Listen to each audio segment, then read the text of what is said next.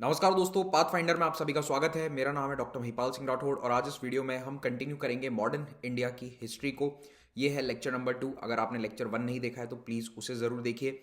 तो लेक्चर 1 में मैंने आपको बताया था कि मुगल एम्पायर के आखिर में क्या चल रहा था। मुगल एम्पायर्स जो काफ़ी वीक थे, लेटर मुगल्स जिनको कहा जाता है, उनकी क्या स्थिति थी और भारत के किस प्रकार से डिविजन्स हो रहे थे इनटू वेरियस स्मॉलर किंगडम्स। तो यहाँ पे हमने डिस्कस किया था कि किस प्रकार से भारत में निज़ाम यानी कि हैदराबाद वाला एरिया निज़ाम ने अपने कंट्रोल में लिया। और मैंने आपको बताया था कि नेक्स्ट वीडियो में मैं आपको बताऊंगा बंगाल के बारे में और मराठास के बारे में। तो देखो, ये तीन बड़े पावर सेंटर्स थे, ठीक है। Nizam, Marathas, Marathas became the largest power centre, और बंगाल। और बंगाल इसलिए इंपॉर्टेंट है क्योंकि ये देश का सबसे अमीर प्रोविंस था। यहाँ पर सबसे फर्टाइल ज़मीन थी, सबसे अच्छा व्यापार था। तो wealthiest and most fertile province of India was Bengal. और बहुत बड़ा एरिया था, आज का बिहार, बंगाल, जिसमें वेस्ट बंगाल प्लस बांग्लादेश सब कुछ शामिल है। इतना बड़ा प्रोविंस ये बंगाल हुआ करता था। अपने आप में आप मान लो एक देश के बराबर है आज। और ये उसके बाद अवध की डायनेस्टी है। तो अवध भी एक इंपॉर्टेंट डायनेस्टी थी, लेकिन पावरफुल कंपेयर टू आप देखें बंगाल या फिर मराठास तो इतनी नहीं थी, ठीक है। और धीरे धीरे यहाँ पर जो उत्तर भारत में सिख हैं वो पावरफुल हो रहे थे। साथ ही साथ दिल्ली और आगरा, मथुरा के रीजन में जाट्स का डोमिनेंस बढ़ रहा था। तो मुगल एम्पायर पूरी तरह से क्रम्पल होता जा रहा था। तो आज इस लेक्चर में मेनली मैं आपसे डिस्कस करूंगा मराठास के बारे में और बंगाल के बारे में। अवध को भी हम ब्रीफली डिस्कस करेंगे, लेकिन ये दो मेजर हमारे फोकस पॉइंट्स रहेंगे। अब आगे बढ़ूं इससे पहले मैं आपको बताना चाहता हूं कि अगर आप आईएएस एग्जाम की, यूपीएससी सिविल सर्विसेज एग्जाम की तैयारी करना चाहते हैं एक स्ट्रक्चर्ड मैनर में, तो आप अनअकैडमी प्लेटफॉर्म के माध्यम से ये तैयारी कर सकते हैं। वहां पर आपको भारत के बेस्ट एजुकेटर्स के द्वारा लाइव क्लासेस देखने को मिलेंगी। तो अगर आपको पहले केवल देखना है कि क्लासेस कैसे होती हैं, तो आपको कोई पैसे नहीं देने हैं। आपको केवल वेबसाइट पर जाकर रजिस्टर करना है और रजिस्टर करते समय एक कोड आपसे मांगा जाएगा। तो कोड यूज़ कीजिए, मेरा नाम महिपाल। तो महिपाल कोड यूज़ करके आप देखिए पहले कि किस तरह की क्लासेस होती है। वहाँ पर डेली लाइव क्लासेस होती हैं, स्पेशल क्लासेस के नाम से आपको मिल जाएंगी। और आप उन क्लासेस को देखिए और उसके बाद आप डिसाइड कर सकते हैं कि whether you want to purchase a subscription और नॉट। तो अगर आप सब्सक्रिप्शन लेते हैं तो सब्सक्रिप्शन में आपको दो तरह के कोर्सेज मिलेंगे, प्लस और आइकॉनिक। तो प्लस कोर्स में क्या है कि आपको मिलेंगी क्लासेस, और आइकॉनिक में क्लासेस के साथ साथ एक पर्सनलाइज्ड मेंटोर जो आपको मेंस के आंसर राइटिंग की प्रैक्टिस करवाएंगे, आपके तैयारी से रिलेटेड कोई डाउट्स हैं उनको सॉल्व करवाएंगे। और इन कोर्सेज के लिए आपको ये प्राइसेस पे नहीं करनी है। अगर आप एक साल की तैयारी करना चाहते हैं, जो मेरे ख्याल से मिनिमम एक एस्पिरेंट को करनी चाहिए, एक साल लगता है पूरा कोर्स करने में, उसके लिए आपको 44,000 रुपीज़ वाला प्लान अवेल करना है 12 मंथ्स के लिए। और ये वाला प्राइस मत पे करना, आपको महिपाल कोड लगाते ही ये डिस्काउंट मिल जाएगा 10% का। अगर आप 2 साल की तैयारी करना चाह रहे हैं, मान लीजिए आप कॉलेज में हैं, आपको थोड़ा लंबा समय चाहिए, तो आप ये वाले प्लान के साथ जा सकते हैं। सिमिलर आइकॉनिक में भी है, do not pay these prices, use the code Mahipal and get 10% discount on Unacademy platform. Optional subjects के लिए भी कोर्सेज अवेलेबल हैं प्लेटफॉर्म पर। बहुत सारे ऑप्शनल्स के कोर्सेज आपको मिलेंगे, वहाँ पर भी आपको ये प्राइसेस पे नहीं करने हैं। तो अगर आप 6 महीने के लिए कोर्स अवेल कर रहे हो तो 20,000 रुपीज़ आपको पे करने होंगे after using my discount code. Alright. अगर आप आईएएस के अलावा SSC, bank, railway, state PCS, IIT, GATE, इन एग्जाम्स की भी तैयारी कर रहे हैं, तो सभी के लिए अनअकैडमी प्लेटफॉर्म पर आपको मिलेंगे कोर्सेज। और वहाँ पर ये प्राइसेस नहीं, आपको मेरा कोड यूज़ करके, महिपाल कोड यूज़ करके 10% डिस्काउंट डायरेक्टली मिल जाएगा और आपको ये प्राइस पे करनी होगी। तो यहाँ पर आप देख सकते हैं कि स्टेट पीसीएस के जो 12 मंथ्स के सब्सक्रिप्शन है उनके prices depending on the state 8,000 to 6,000 rupees के आसपास हैं। तो you can go for the state PCS preparation from the platform.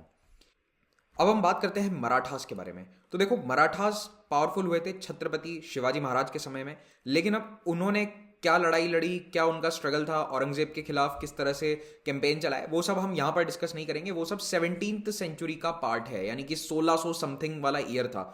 अभी हम डिस्कस कर रहे हैं 18th सेंचुरी की। मैं आपको बता रहा हूँ कि कैसे इंडिया फ्रैगमेंट होता जा रहा है या फिर मराठास का पावर कैसे बढ़ रहा है। तो 18th सेंचुरी में, यानी कि जहां से साल शुरू हो जाते हैं 1700, वहां से हम 18th सेंचुरी गिनते हैं। 1701, 1702, ये वाले ईयर्स जो हैं, these are called 18th century. तो 18th सेंचुरी में छत्रपति शिवाजी महाराज की डेथ हो चुकी है और उनके जो ग्रैंडसन है, अब वहां पर हम पहुंच चुके हैं। तो इसके लिए आपको एक बार थोड़ा सा मैं इनका फैमिली चार्ट दिखा देता हूं। अब कोई एग्जाम में इनका फैमिली चार्ट नहीं पूछा जाएगा, ठीक है। तो कई लोग इसको रटने बैठ जाते हैं, रटने मत बैठो, कोई काम नहीं है इसका, है ना। बस ये समझाने के लिए आपको यहाँ पर मैं दिखा रहा हूँ, इसको बस समझ लो। एग्जाम में इसके बारे में कोई आपसे कुछ नहीं पूछने वाला है। तो देखो, जो शिवाजी थे उनके फादर का नाम क्या था, आपको ये मालूम होना चाहिए। This is important. Shahji, Shahji के सन थे शिवाजी। और एक और ब्रांच थी जो बाद में तंजौर के रूलर्स बन गए। तो जो शिवाजी हैं, शिवाजी के जो बेटे थे उनके बीच में एक सक्सेशन स्ट्रगल चला था, नॉट बेटे, ग्रैंडसन्स के बीच में चला था। और वो क्यों था मैं आपको बताता हूं। तो देखो, शिवाजी की डेथ हो गई थी 1680 में, 1680 में। उसके बाद इनका जो एक बेटा था जिसका नाम था शांबाजी, तो शांबाजी जो है इनकी लड़ाई में डेथ हो जाती है 1688 में, कैप्चर कर लिया गया था मुगल्स के द्वारा, एंड 1688 में इनको एग्जीक्यूट कर दिया जाता है। तो शिवाजी की डेथ के 8 साल बाद ही बेटे की भी डेथ हो गई। उसके बाद इनका जो बेटा था शाहू, इसको मुगल्स ने कैप्चर कर लिया। शाहू को बहुत ही छोटी उम्र में, बचपन में ही कैप्चर करके मुगल्स ने अपने जेल में रखना शुरू कर दिया। और इनको फाइनली कब छोड़ा था याद कीजिए, औरंगजेब की डेथ के बाद। जो औरंगजेब का जो नेक्स्ट बादशाह बना था उसने इनको छोड़ दिया था as a token of appreciation. लेकिन मैंने आपको बताया था कि क्यों छोड़ा गया था, ताकि एक सक्सेशन स्ट्रगल शुरू हो सके। तो ये वो शाहू है, यानी कि शिवाजी का ग्रैंडसन। दूसरी तरफ यहाँ था राजा राम।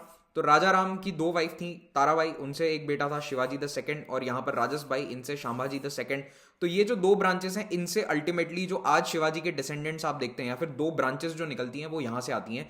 तो एक कोल्हापुर के रूलर्स बने और एक सतारा के रूलर्स बने। दो शहर हैं महाराष्ट्र के अंदर ही, तो सतारा और कोल्हापुर। ऑलराइट, तो आपको याद क्या रखना है कि शिवाजी के बाद रूलर बनते हैं शांबाजी, ही डाइड इन 1688। उसके बाद राजा राम, 1700 में डेथ। और राजा राम की जो विडो थी ताराबाई, इनका काफी इंपॉर्टेंट रोल रहा अगले कुछ सालों के लिए। तो ताराबाई ने अपने बेटे के नाम पे रूल करना शुरू कर दिया था, शिवाजी द सेकंड के नाम पे।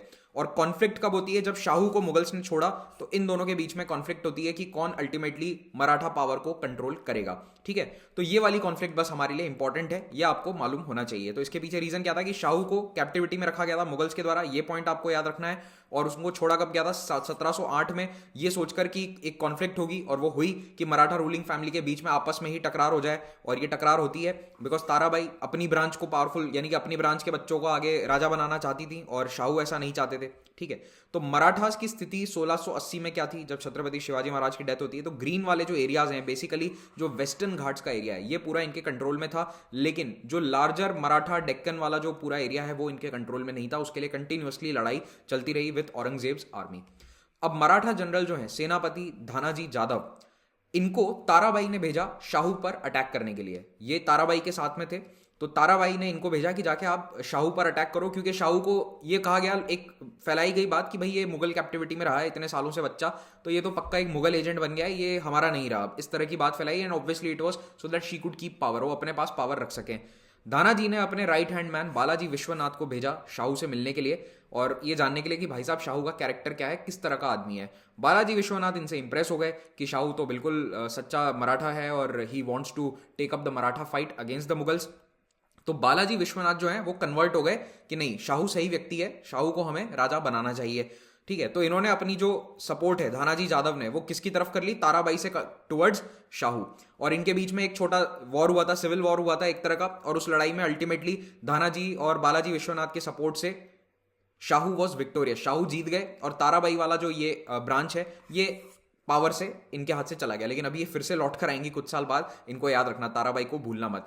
कुल मिला के मैं आपको ये बताना चाह रहा हूं कि किस तरह से शाहू, जो इतने सालों तक कैप्टिविटी में रहा था, he became the king with the help of Dhanaji and Balaji Vishwanath. तो बस इतना सा आपको याद रखना है कि शाहू जो मुगल कैप्टिविटी में रहा था, ultimately he got the power.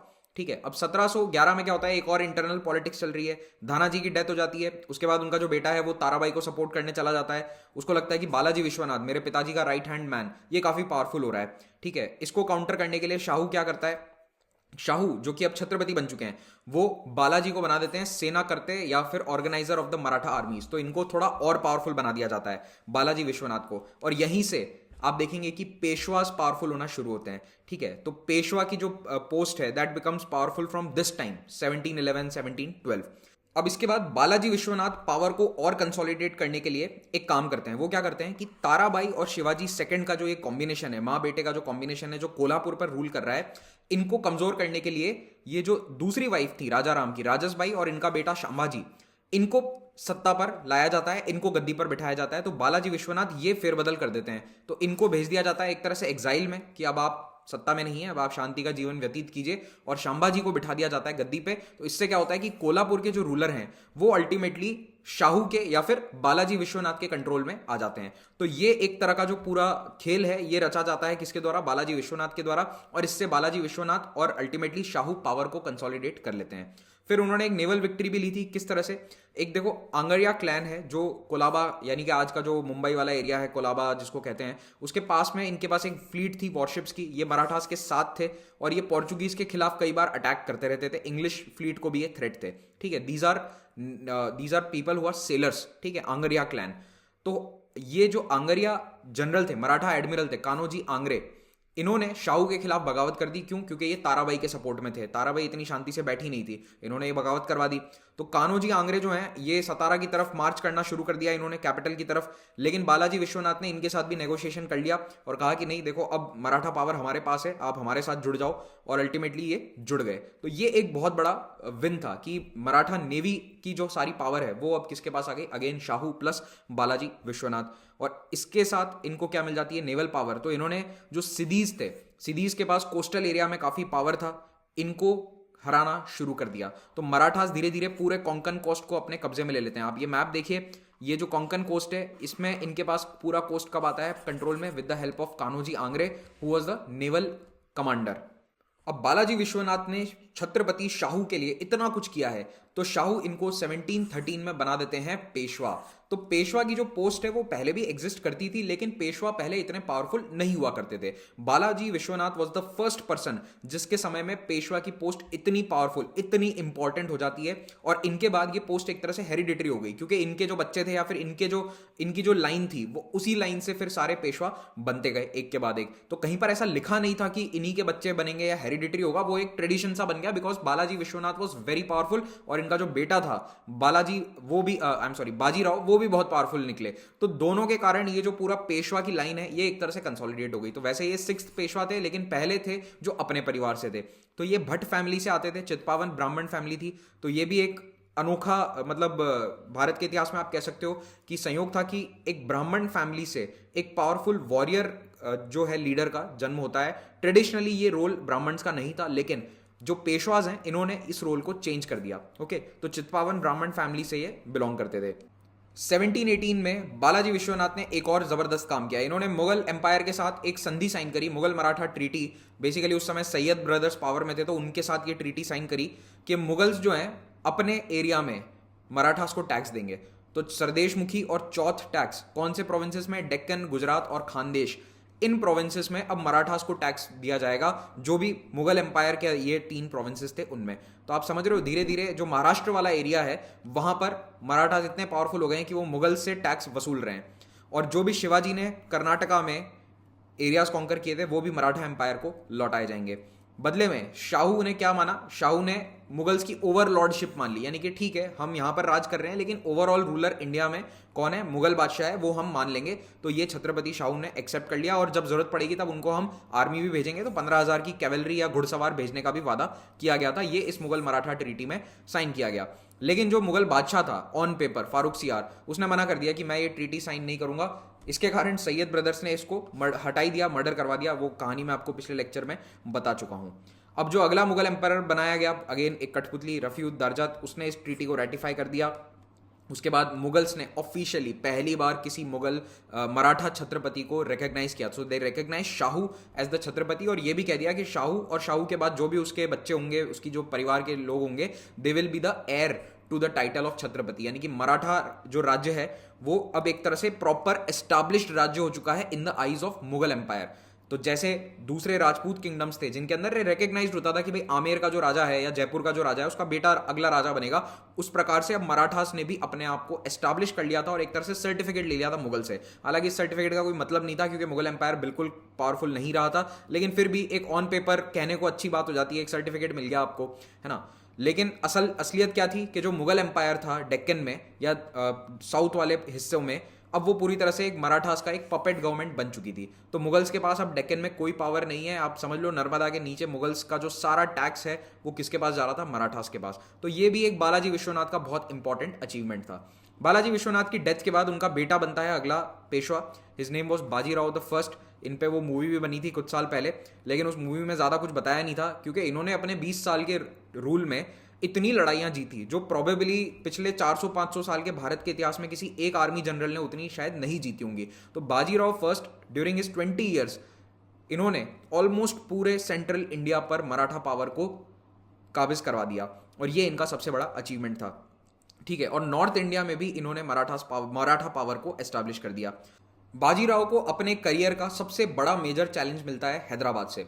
तो हैदराबाद में जहां पर निजाम आसफ जाह फर्स्ट एस्टैब्लिश हो चुके थे, उन्होंने क्या करा कि सबसे पहले मराठा चौथ कलेक्टर्स को भगा दिया अपने टेरिटरी से, उनको हटा दिया, पुणे पर हमला कर दिया और संभाजी द सेकंड को, कोल्हापुर के जो थे, उनको छत्रपति शाहू के चैलेंज में गद्दी पर बिठा दिया और काफी नुकसान किया मराठा टेरिटरीज का।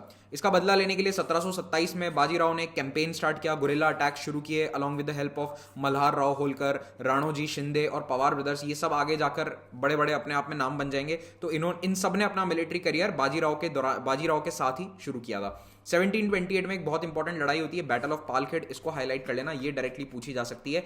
बाकी सब बैटल्स इतनी इंपॉर्टेंट नहीं है, जो होगी वो मैं आपको बताता जाऊंगा। तो बैटल ऑफ पालखेड़ जो है ये औरंगाबाद के निकट एक जगह है। इसमें Maratha आर्मीज led by Bajirao first, इन्होंने निजाम की आर्मीज को हराया था। लड़ाई के बाद एक संधि साइन होती है जिसका नाम याद रखना है आपको, बुंगी शेवगांव ट्रीटी है। इसमें ट्रीटी में बेसिकली फर्स्ट टर्म ये था कि ये जो शांबाजी को आपने गद्दी पर बिठाया है ये नहीं चलेगा, Chhatrapati Shahu is the whole and soul Chhatrapati, यही छत्रपति है। ये बात निजाम ने मान ली फाइनली, और जो भी टैक्सेस कलेक्ट हो रहे थे डेक्कन में वो सभी शाहू के द्वारा कलेक्ट किए जाएंगे, उसको अब कोई चैलेंज नहीं करेगा, specially Nizam of Hyderabad challenge नहीं करेंगे। ठीक है, ये मेन इस ट्रीटी में साइन किया गया। उसके बाद बाजीराव ने अपने भाई चीमाजी अप्पा के नेतृत्व में एक आर्मी भेजी मालवा रीजन, मालवा इस मध्य प्रदेश इंदौर वाला जो एरिया है वहां पर मुगल आर्मी से लड़ने के लिए, क्योंकि अब धीरे धीरे वो नॉर्थ की तरफ टारगेट कर रहे थे, north of Narmada river target कर रहे थे। तो वहां पर मुगल आर्मी को हराया जाता है बैटल ऑफ अमझेरा में, not important, don't remember this. उसके बाद अब मालवा के बाद अगला क्या आ जाता है, राजस्थान। तो 1729 तक मराठास राजपूत स्टेट्स तक पहुंच चुके थे, मेवाड़, मारवाड़, जयपुर, इन स्टेट्स को लगातार चैलेंज किया जा रहा था और इन स्टेट्स के ऊपर मराठा आर्मीज पहुंच जाती थी और वहां पर यह बोला जाता था कि आप या तो पैसे दे दो नहीं तो हम शहरों को तबाह कर देंगे, लूट लेंगे। तो इसके कारण डायरेक्टली टैक्सेस पे कर दिए जाते थे जो राजपूत स्टेट्स थे उनके द्वारा। तो बेसिकली अब जो मराठा सुप्रीमेसी है वो धीरे धीरे राजपूत स्टेट्स पर भी काबिज होती जा रही थी। एकदम से नहीं हुई थी, ऐसा नहीं कि 1729 में ही हो गई थी, लेकिन आने वाले 20 सालों के अंदर ये वाला एरिया भी एक तरह से टैक्स की नजर से आप देखें तो मराठास के कंट्रोल में आ गया था। तो मराठा एम्पायर जो है अब वो गुजरात, मालवा और ये वाला जो इनका ट्रेडिशनल एरिया है इसमें तो फैल ही गया था, इन सभी एरियाज में पावरफुल होता जा रहा था। फिर बाजीराव वन ने बुंदेलखंड की भी हेल्प करी। बुंदेलखंड कहाँ आ गया, यहां पर आ गया। Bundelkhand is somewhere on the border of MP and UP. Bundelkhand में राजा छत्रसाल जो थे उनको हेल्प करी मुगल्स के अगेंस्ट, तो वहां तक भी अपना इन्फ्लुएंस पहुंचा दिया। 1730 में गुजरात का जो पूरा टैक्स है वो मुगल्स की जगह अब किसके पास जा रहा था, मराठास के पास। तो this was a big achievement, है ना। तो ये मैप थोड़ा सा आगे का है 1730 के, लेकिन अभी आप देख लो गुजरात भी इनके पास आ चुका है, मालवा का टैक्स इनके पास आ चुका है। तो इस तरह से धीरे धीरे इनका पावर बढ़ रहा था। एक इंपॉर्टेंट लड़ाई होती है 1732 में, बैटल ऑफ मंदसौर, जहां पर मराठा ट्रूप्स ने मुगल आर्मीज को हराया था। Mughal armies were led by Raja Jaisingh second of Amer, और यहाँ पर मराठा ट्रूप्स में मल्हार राव होलकर और राणोजी शिंदे थे। और मराठास को अब मालवा के 28 परगना से चौथ कलेक्ट करने का परमानेंट अधिकार मिल गया था। ठीक है, तो आप ये देख सकते हो कि धीरे धीरे इनको हर जगह का, पूरे सेंट्रल इंडिया का टैक्स कलेक्ट करने का अधिकार मिलता जा रहा है। तो फाइनली जो नागपुर के भोंसले थे, जो भोंसले डायनेस्टी थी, उसने उड़ीसा पे भी अपना राज जमा लिया। तो अल्टीमेटली ईस्ट कोस्ट तक भी मराठा पावर पहुंच चुका था, from the west coast to the east coast. और बंगाल जो है ये अब एक बहुत बड़ा प्रोविंस था, ये भी एस्टैब्लिश हो चुका था। इसका रूल बांग्लादेश, आज का जो बांग्लादेश है उस पूरे वाले एरिया से लेकर बिहार तक था। इस पर भी अब कंटिन्यूसली 1740 के बाद से मराठास अटैक करना शुरू कर देंगे। तो इनकी एनुअल रेड्स होती थी बंगाल पे, हर साल चले जाते थे बंगाल को लूटने या फिर वहां से पैसा लाने के लिए। 1733 में बाजीराव की मराठा आर्मीज ने सिडीज ऑफ जंजीरा को हरा दिया, इनके बीच में कॉन्फ्लिक्ट हुई थी। जंजीरा फोर्ट भारत के सबसे इंपॉर्टेंट वाटर फोर्ट्स में से एक है, समुद्र के बीच में एक किला बना हुआ है। आज मैं इसका फोटो डालना भूल गया, कोई बात नहीं, अगले वीडियोस में डाल दूंगा, दिखा दूंगा। तो सिडीज जो हैं वो पहले पूरे कोंकण कोस्ट को कंट्रोल किया करते थे, लेकिन मराठास ने इनको केवल 2 या 3 आइलैंड्स तक सीमित कर दिया था। ओके, फिर 1736 में बाजीराव खुद जाते हैं मेवाड़ और जयपुर, वहां पर जाकर जो राजपूत किंग्स हैं उनसे चौथ वसूलते हैं और उसके बाद उनसे सपोर्ट मांगते हैं कि अब आप हमारा सपोर्ट करो, मुगल्स का साथ छोड़कर मालवा को हम लेना चाहते हैं। मालवा का टैक्स तो वो ले ही रहे थे, लेकिन अब इनको पूरा कंट्रोल चाहिए था, नॉट जस्ट टैक्स, कि पूरा कंट्रोल ही हमारे अंडर में आ जाए। 1737 में बाजीराव ने एक बहुत ही डेयरिंग रेड मारी दिल्ली के ऊपर। वो डेयरिंग रेड इसलिए थी क्योंकि बहुत ही छोटी सी आर्मी लेकर ये दिल्ली पहुंच गए थे, दिल्ली पर चढ़ाई कर दी थी। लेकिन उस वक्त क्या था कि मुगल आर्मी, जो मेन मुगल आर्मी है वो दिल्ली में थी नहीं, तो इन्होंने फटाफट दिल्ली में कुछ दिन में अटैक किया और तुरंत वहां से रिट्रीट कर गए, इससे पहले कि जो मेन मुगल आर्मी है वो वापस आ सकती दिल्ली तक इससे पहले ही वो चले गए, लेकिन एक बहुत बड़ा एक मॉरल बूस्ट था कि एक आर्मी, मराठा आर्मी महाराष्ट्र से आकर दिल्ली पर अटैक करके दिल्ली को जीत कर फतेह करके वापस भी चली गई। तो 1737 में दिल्ली वॉज कॉन्कर्ड। उसके बाद 1737 में बैटल ऑफ भोपाल होती है, जो ये रिट्रीटिंग आर्मी है दिल्ली से जब वापस जा रहे थे, तो फिर मुगल एम्पायर ने अपने छोटे भाई को कॉल किया। छोटे भाई कौन? हैदराबाद के निजाम, कि बड़े भाई के ऊपर विपत्ति आन पड़ी है, तुम हेल्प करो। तो निजाम ने अपनी आर्मी भेजी भोपाल तक, और वहां पर भी मराठास को कट ऑफ करने की कोशिश करी गई, लेकिन अल्टीमेटली बाजीराव की जीत होती है। यहां पर भी इन्होंने पूरी सप्लाईज कट ऑफ कर दी और यहां पर वो जीत जाते हैं। तो 1738 में मालवा जो है वो पूरी तरह से मराठा कंट्रोल में आ जाता है। केवल टैक्सेस नहीं, पूरा एडमिनिस्ट्रेशन अब मराठास के पास में है। और मुगल आर्मी से 50 लाख रुपए इन्होंने रेपरेशंस में भी ले लिए कि तुमने लड़ाई के लिए मजबूर किया, उसके 50 लाख रुपए अलग से निकालो। 1739 में बैटल ऑफ बसैन होती है, आज ये वसई एरिया कहलाता है, मुंबई के पास वाला। यहां पर इन्होंने पोर्चुगीज से सालसेट आइलैंड, जो कि आज मुंबई कहलाता है, इसको अपने कंट्रोल में ले लिया।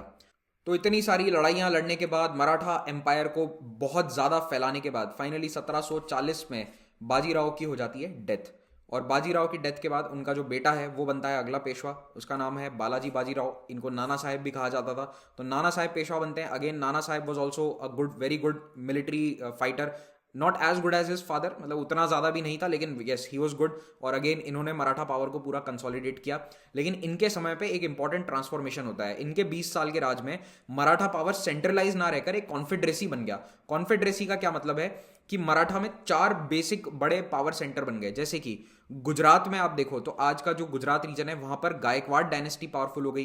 फिर अगर आप देखो जो मालवा रीजन है, यहां पर आप देखोगे कि होलकर्स पावरफुल हो गए। जो ग्वालियर रीजन है यहां पर शिंदे या सिंधिया अब उनको आज कहा जाता है, बस ओरिजिनल नेम जो है वो शिंदे है। तो Shindes became powerful in Gwalior region. ठीक है, नागपुर में भोसलेस पावरफुल हो गए। तो ये चारों एक एक अपने अपने डायनेस्टी की तरह एस्टैब्लिश हो गए।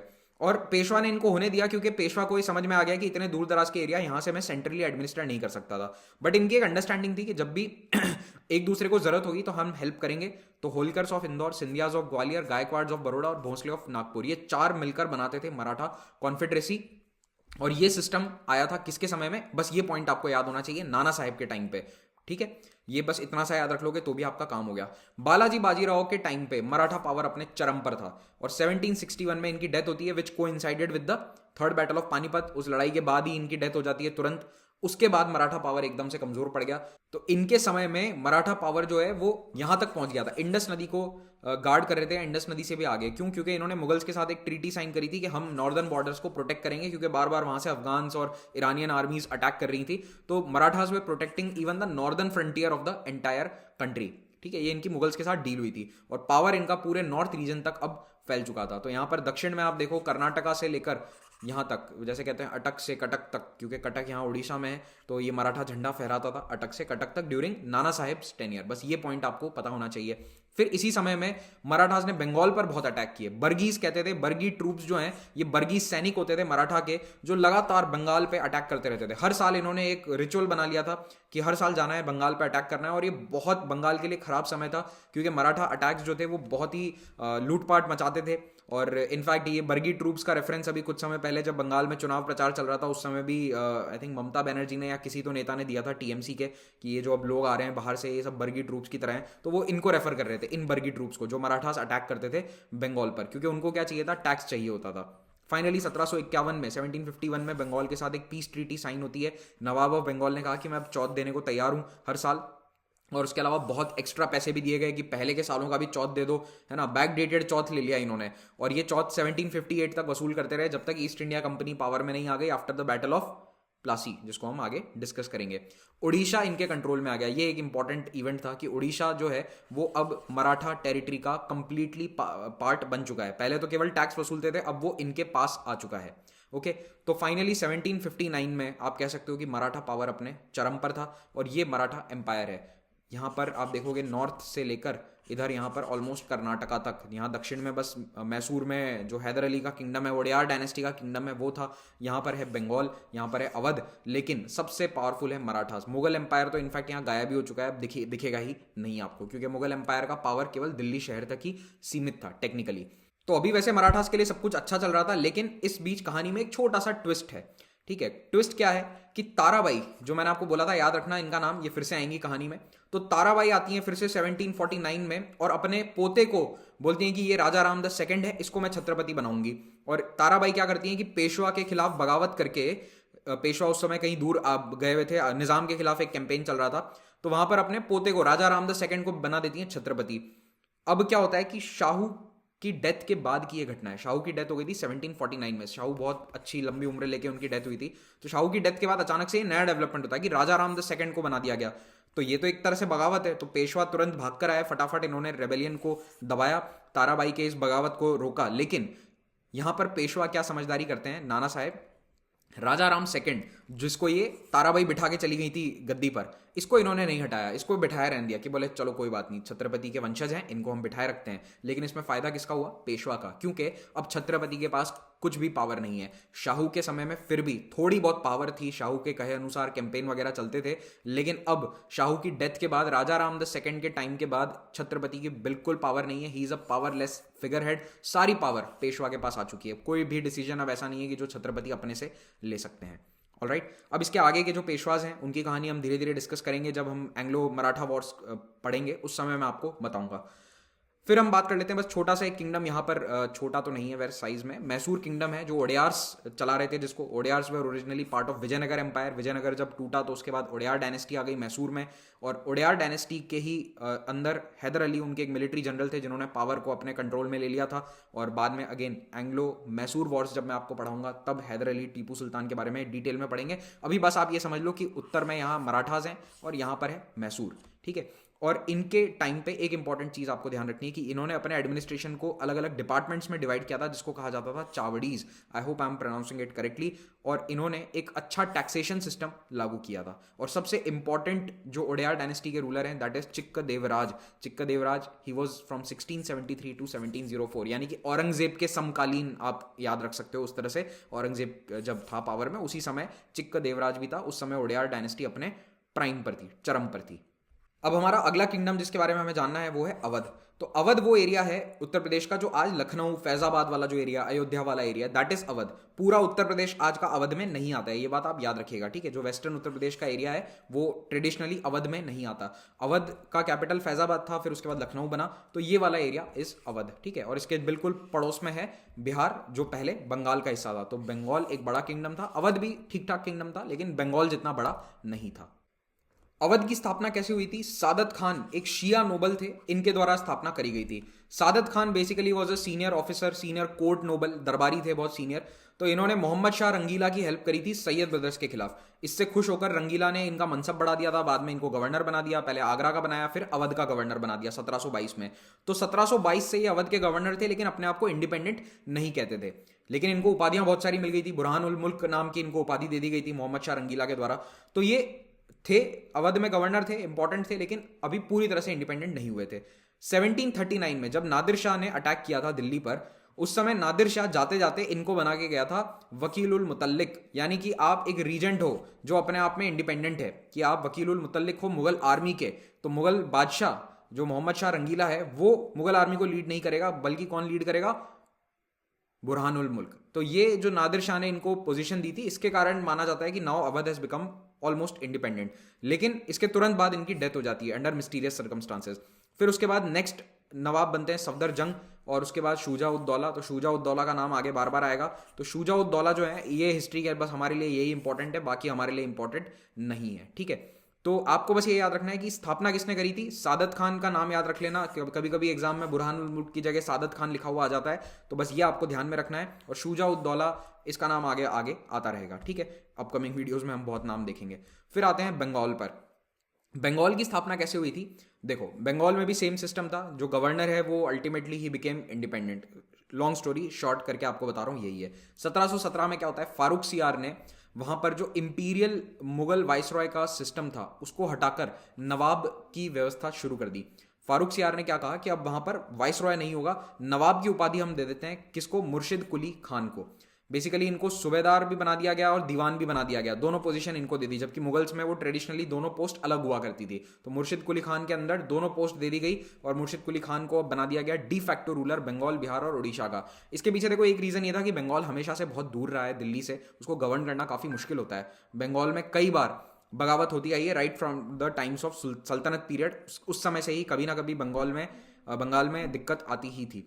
तो मुर्शिद कुली खान वैसे इंडिपेंडेंट थे, लेकिन ये मुगल एम्परर के नाम में सिक्के चलाते थे, इतनी इंडिपेंडेंस इनको अभी शुरू में इन्होंने ली नहीं थी। मुर्शिद कुली खान था कौन, ये भी बहुत इंटरेस्टिंग स्टोरी है। तो देखो मुर्शिद कुली खान कोई राजा महाराजा का बेटा नहीं था। मुर्शिद कुली खान बिल्कुल एक लोएस्ट लेवल पे स्टार्ट किया था इस व्यक्ति ने। He was like practically a foot soldier, जिसने धीरे धीरे अपने आप को करियर में आगे बढ़ाया।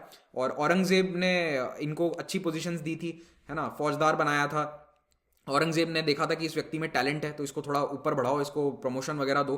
तो प्रमोशन मिलते मिलते इतना प्रमोशन मिल गया कि अल्टीमेटली इनको बंगाल का गवर्नर बना दिया गया था। और फाइनली बंगाल के गवर्नर से ये बन गए नवाब नजीम ऑफ बंगाल। अब मुर्शिद कुली खान का एक ही पॉइंट आपको याद रखना है कि इन्होंने वहां पर जो ट्रेडिशनल जागीरदारी सिस्टम होता था मुगल्स का, उसको चेंज करके वहां पर माल जस्मानी सिस्टम शुरू कर दिया। अल्टीमेटली इससे जमींदारी सिस्टम जन्म लेता है, इस माल जस्मानी सिस्टम से। ओके, बस ये पॉइंट याद रख लोगे तो भी आपका काम हो जाएगा। अब मुर्शिद कुली खान जो है, इनके बाद दो इन्हीं के परिवार के लोग नवाब बनते हैं, लेकिन चौथा नवाब जो है वो इनके परिवार का नहीं बना। फिर से यहां पर एक कू हो जाता है। कू का क्या मतलब है? तख्ता पलट। अली वर्दी खान, जिसकी कहानी अगेन मुर्शिद कुली खान जैसी सिमिलर है। अली वर्दी खान भी एक सैनिक था जो धीरे धीरे पोजीशन में ऊपर बढ़ा। तो अली वर्दी खान जो है, इसने नसीरी डायनेस्टी को हटा दिया। नसीरी डायनेस्टी कौन सी है? ये मुर्शिद कुली खान की डायनेस्टी, जो जिसमें 3 नवाब थे, इनको नसीरी डायनेस्टी कहा जाता है। तो इस नसीरी डायनेस्टी का तख्ता पलट कर दिया। एक छोटी सी लड़ाई हुई थी, बैटल ऑफ गिरिया। यहां पर अली वर्दी खान जो एक ऑफिसर थे, सीनियर ऑफिसर थे, आर्मी के जनरल टाइप थे, इन्होंने नवाब का तख्ता पलट करके पावर खुद के हाथ में ले ली 1740 में। ठीक है, और इनका 16 साल का रूल था। अच्छा रूल बताया जाता है अली वर्दी खान का।